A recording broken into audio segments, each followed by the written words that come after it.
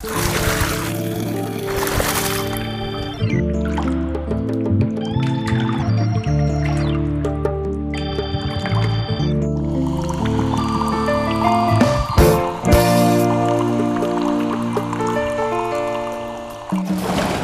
Abomey Calavi ne disposait pas de ressources en eau, Cotonou aurait disparu depuis. C'est la preuve qu'il doit exister entre les deux communes une coopération dans le domaine de l'eau.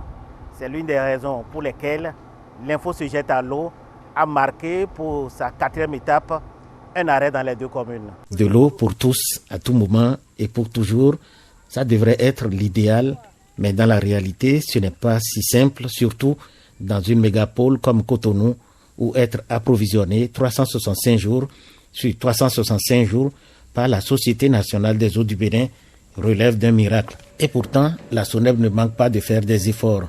Cela a très souvent valu à la société des volets de bois vert à cause des insuffisances du réseau de distribution, le faible débit et les interruptions répétées dans la fourniture de l'eau. Toutes choses que les élèves du complexe scolaire, le Bon Berger de Godomin avec le talent propre à leur âge, ont rappelé à travers déclamations poétiques, sketchs et danses.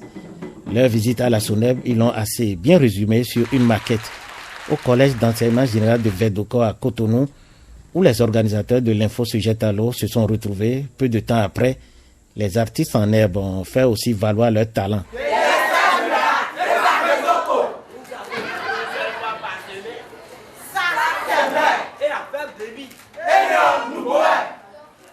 Les conséquences sont énormes.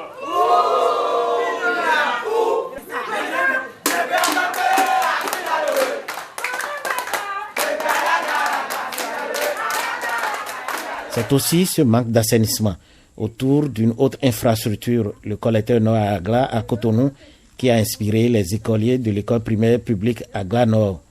Les deux maquettes qu'ils ont réalisées sont assez illustratives.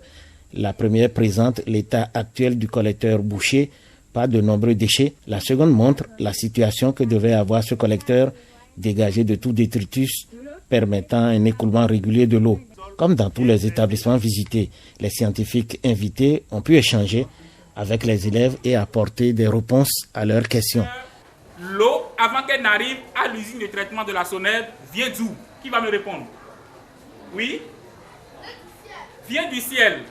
Est-ce que c'est directement du ciel que l'eau vient à l'usine? Elle passe par où? Avant que l'eau vienne à l'usine, elle passe par où? Très bien, madame. Il faut intégrer tous les compartiments de la population pour que la fourniture de l'eau soit aisée. Je prends déjà au niveau des forages, il faut d'abord déterminer des périmètres de protection pour que la population en amont ne pollue pas l'eau à la source. Parce que plus l'eau est polluée, plus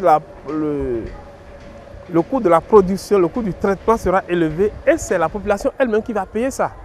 Donc il faut d'abord sensibiliser la population dans le sens des activités à mener autour des ressources que nous exploitons pour éviter que cette eau soit polluée. Sur le podium de l'Institut français où ils se sont retrouvés dans l'après-midi, les élèves des 3 établissements scolaires ont montré qu'ils n'ont pas usurpé leur titre, les avocats de l'eau, et que les partenaires de l'opération L'Info se jette à l'eau ne se sont pas non plus trompés. Je pense que cette cible elle est bien choisie dans la mesure où la jeunesse c'est l'avenir, c'est les responsables de demain.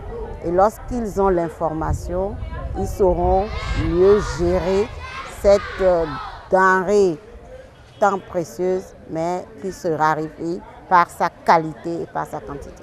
C'est depuis longtemps qu'on s'occupe de l'eau dans le pays, donc nous sommes très heureux d'appuyer cette initiative. C'est mon affaire, c'est ton affaire, c'est notre affaire. Vive l'eau! L'eau reste et demeure le défi auquel le monde doit faire face. Aucun pays ne peut se développer si son peuple a soif. Il y a lieu aussi de revenir au bon usage de l'eau. De toutes les façons, rien ne changera si nous ne changeons rien. C'est la fin de cette émission. Suivez-moi demain pour un autre numéro.